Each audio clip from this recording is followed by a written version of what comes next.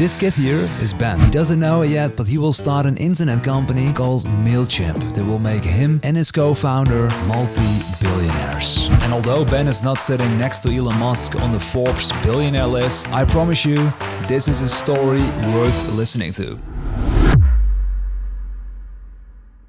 So Ben didn't grow up as a billionaire. He grew up in the 1970s in a small town somewhere in Georgia. Ben's father worked in the army and his mother set up a hair salon in the family kitchen. As a kid, Ben helped by sweeping up the hair and emptying the ashtrays at the end of the day. By the end of high school, Ben wanted to be an automotive designer because of his love for cars. During his first year of college, he quickly realized that engineering wasn't for him. In 1994, at 25 years of age, Ben switched college and transferred to Georgia Institute of Technology, an industrial design school. In college, Ben became friends with Mark Armstrong, who became the co-founder and the heart behind all the tools and projects they built later in their business. But sadly, Ben's and Mark's friendship didn't last forever. But more on that later. At this point in their life, they're still best friends that are about to start a $1 billion company. So during Ben's final year of college in 1998, he started to study web design. So to paint the scene, this was also the year when Google started, when Microsoft became the biggest publicly traded company in the world, and when Wi-Fi was still not invented. In other words, a long time ago. In 1998, in the last few weeks of Ben's college time, he applied for a web design job. Ben eventually started as a banner ad designer over at Cox Interactive Media. He wasn't a big fan of the job at first, but in his words, he needed the money. His college friend Mark also started working over at Cox Interactive Media. During work, Ben came across this newspaper article that wrote Web Portal Boys BlueMountain.com, the web's biggest greeting card website for $780 million. They were like, dude, let's do that too. In their spare time, they made a greeting card website. They mainly wanted to see if they could ever build enough traffic to make some side money off of it. Ben explains, Mark programmed and I designed cutesy little cards. Then in about a year, with virtually no paid marketing, we had 30,000 unique people visiting the website every single month. By then, we had already lost interest. We had day jobs. In 1999, Ben and Mark were working on a project for their bosses, mp3radio.com. Ben needed to hire a programmer, and after asking for recommendations, he contacted Dan Curzius. This guy, Dan, became one of MailChimp's co-founders years later. When they sold MailChimp for $12 billion in 2021, Dan owned 50% of the company, making him an instant multi-billionaire. In reality, when Ben interviewed Dan for the job in 1999, Dan was under the impression that it was a music-related job. He knew nothing about programming but got hired by bluffing his way in. And Dan confirms that with a laugh. I didn't even know what HTML was, he says. I was a DJ at the time, so I thought this music website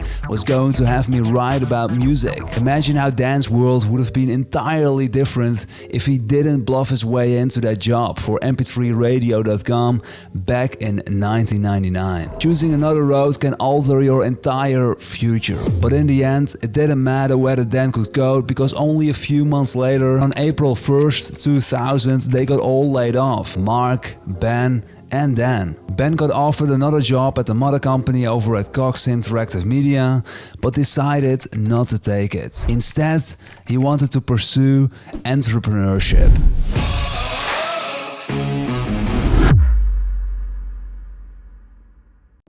On June 20, 2000, Ben and Mark officially founded their company, the Rocket Science Group, a web design and development agency. In Ben's words, he already had 2 invoices ready to go when he got laid off. I walked down the hall, knocked on doors, and I pitched, and I got 2 paying gigs before I was laid off. It's hard to quit. You know, a lot of people look at me and they think, oh, you're courageous, you went out and did your own thing. I got laid off. And I just thought that was the kick in the pants. I knew that if I didn't try it, then I would probably be maybe a vice president someday, and that's perfectly fine. But for me, always I wanted to run my own thing. That was what I felt like I was kind of raised to do. Not long after they started the Rocket Science Group in June 2000, some of their smaller clients asked them if they could send email newsletters for them. Back then, all the bigger enterprise companies used expensive marketing tools, and there weren't many options for smaller businesses. Do you remember Ben and Mark's greeting website, lollipopcards.com, which they made in 1999? Back then, they didn't make any money with it. But it turned out it wasn't totally useless. Mark took a bunch of the code he developed for lollipopcards.com, tweaked it, and it became the foundation for MailChimp.com, which sold for $12 billion in 2021. Back then, it was all manual what they did for these clients. Ben and Mark had the tool, but they had to do the work and send those newsletters for their clients. The MailChimp.com website or name didn't exist yet. Later, they built it into a web application so that clients could do it themselves. Just log in and do it yourself, they said to their clients. And this was when the website MailChimp.com was born, in July 2001, the billion-dollar tool MailChimp. When MailChimp first started in 2001, it offered a straightforward solution. Here you can see one of the first editions of MailChimp. Back then, when it launched, it provided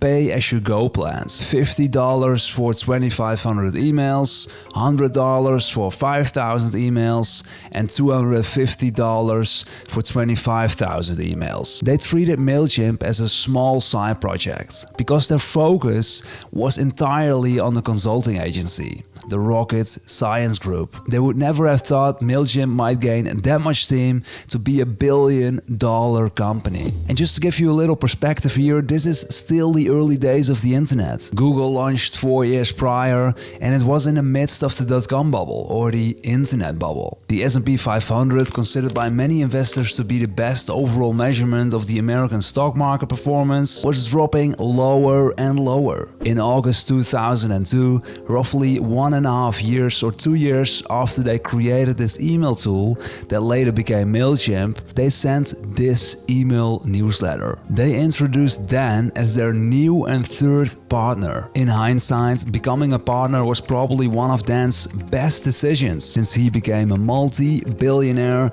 in 2021 when they sold MailChimp. Over the next 3 years, they continued their consultancy work at the Rocket Science Group and continued building MailChimp and other products such as punchytime.com and Bugsy. As you can see, Ben and his partners were running multiple businesses simultaneously. And although having multiple income streams is nice, they also needed to divide their attention. The big question is, what's the best business idea? Is it MailChimp? Is it the Rocket Science Group? Or is it one of those other products they built? Because if you truly want to succeed, you must focus on one thing. I hate Plan B.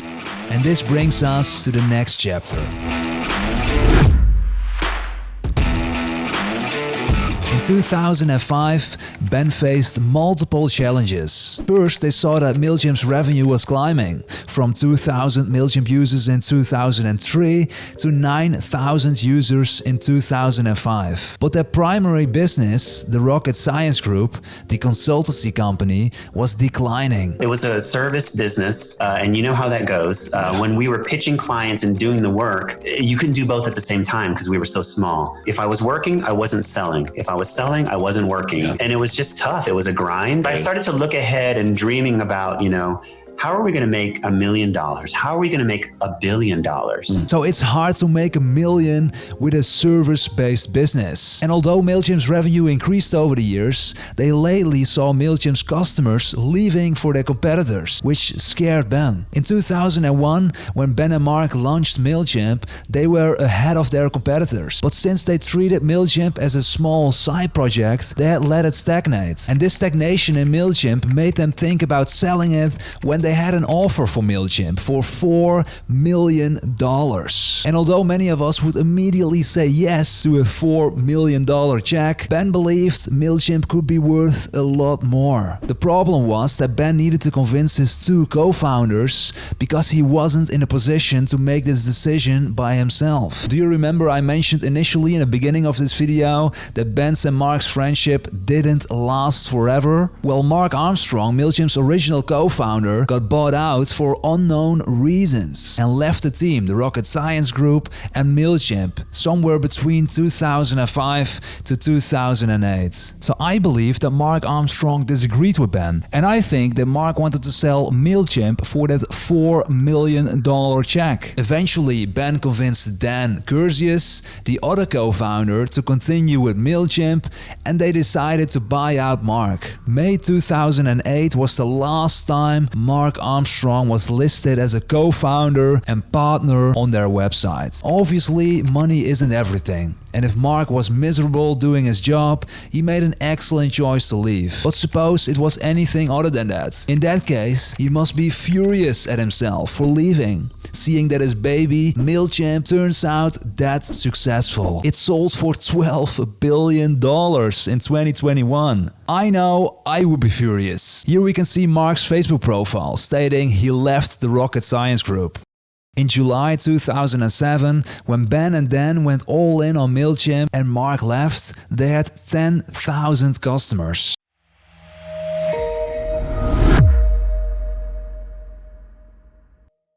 So what did MailChimp do to grow from 10,000 customers in 2007 to 20 million total users in 2018? Well, they turned on full grind mode and went all in. And to give you a glimpse at the changes they made, let's go through a few of them quickly. So the year 2007, they hired a full-time software developer and marketing guy. They decided to add monthly subscriptions, despite first saying monthly prices are for people with serious mental issues. They added a free trial for 30 days. Then in May 2008, Ben changed the free 30-day trial plan to a forever free plan. This was a game changer because they were still amidst the financial crisis.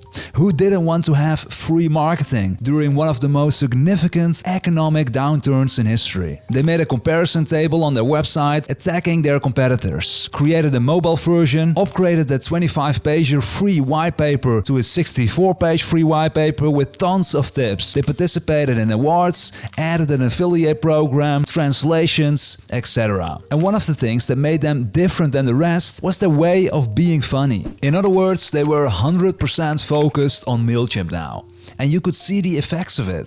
And if you think Ben was already chilling, you're wrong. He's in the trenches answering customer questions in the comments. And the hard work paid off because they grew from 10,000 customers in 2007 to 80,000 total users in 2009. The big change came when they raised the bar. In 2009, they changed their pricing from this to this.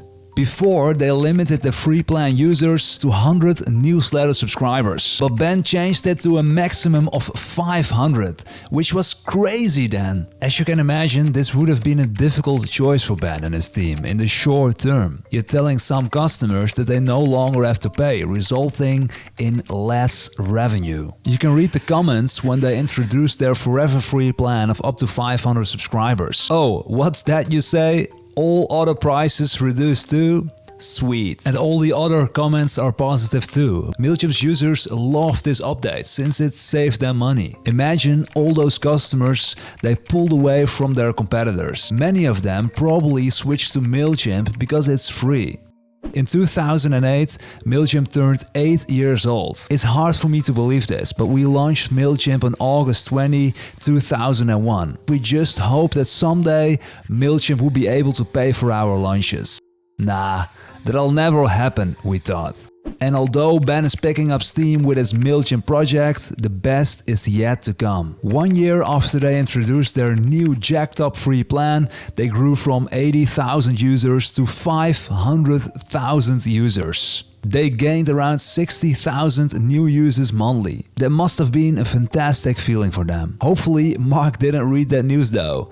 You do remember Mark, right? That's the guy that left just before MailChimp blew up. He probably would have been devastated reading that news after leaving just 2 years prior. I know, I would have been. 1 year later, in September 2010, Ben was still in the trenches, publishing blog posts and answering people's comments. Even early in the morning or late at night at 4 a.m., showing his dedication to making MailChimp a success. Then in February 2011, they made news headlines by boosting the free plan again.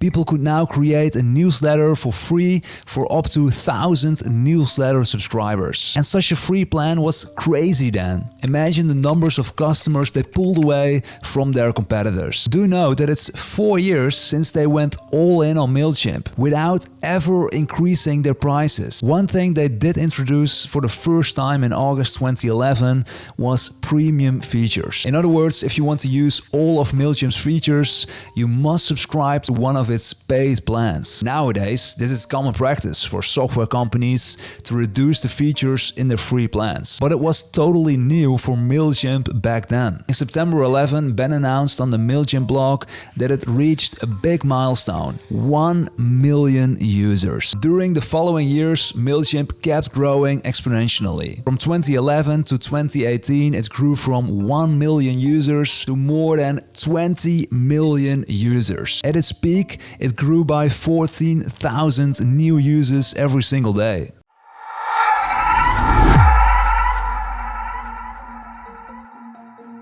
In May 2019, things changed. Ben announced in a blog post that they introduced a new MailChimp, the all-in-one marketing platform. Instead of being the email marketing tool, they introduced new tiers, pricing, and many other things that didn't benefit their customers financially. All other changes in the past most often meant their customers were paying less. This May 2019 update wasn't like any of those before. This announcement resulted in many negative reactions from their customers, saying that they will leave MailChimp because it's becoming more and more expensive. So this is the first time in MailChimp's history that they made changes that negatively impacted their customers financially. So for example, in 2001, 25,000 email credits cost $250. In 2018, 25,000 credits still costed $250. So in a nutshell, after 17 years of adding more and more features, the credits still had the same price. And that's what many people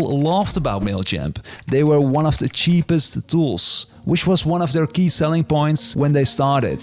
Cheap, very cheap. But after May 13, 2019, MailChimp changed its mindset about its pricing. The annual report of 2019 showed for the first time in MailChimp's history that the number of users went down, and not by a tiny bit. They now reported having 12 million users. It's still a lot, but it's 8 million less than the 20 million users 1 year ago. But no, that's not all. A TechCrunch article wrote that MailChimp would generate 100 million more revenue in 2019 compared to 2018. 8 million fewer users, but $100 million more in revenue. Pretty crazy, right? But wait, there's more. September 13, 2021. Intuit, a software company specializing in financial software, bought MailChimp for $12 billion. So Ben owned 50% of MailChimp, and so did Dan. There were no outside investors or shareholders, making Ben and Dan instant multi-billionaires. So this news resulted in many negative comments from MailChimp's employees, saying that their founders always told them they would never sell the company or go public. They were angry because Ben and his other co-founder Dan never allowed employees to buy company stock. No, you're not going to get equity, but you will get to be part of a scrappy company that fights for the little guy. And we will never be acquired or go public. The founders told anyone who would listen they would own MailChimp until they died, and bragged about turning down multiple offers. If people had a sense they wanted to sell the company, they would have been out of there.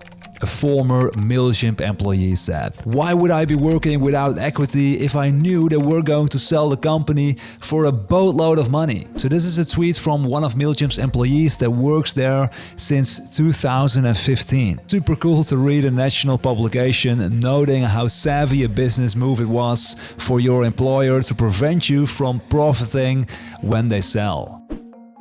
I tried contacting Simone to learn more about her story, but sadly she blocked me without any explanation. I also tweeted Ben to hear his side of the story and learn more about what really happened with Mark Armstrong, but there is no reply on both tweets. In the past 12 months, MailChimp generated roughly $1 billion in revenue while seeing a decrease in user numbers. Despite the decrease in user numbers, they continue to increase prices, adding limitations to the free plan for the first time ever, making it far less valuable than its competitors. MailChimp changed its original growth strategy to maximize revenue. And it is working. The thing is, especially with public companies like the one that just bought MailChimp, the stock price will often go down too if revenues go down. MailChimp's new CEO has two jobs. Instead of listening to the needs of MailChimp's customers, they now have to listen to their other customers too, their shareholders. Yes, Ben and Dan accomplished something extraordinary, bootstrapping a $12 billion company. But I'm not sure this is the best for the MailChimp customer. What do you think?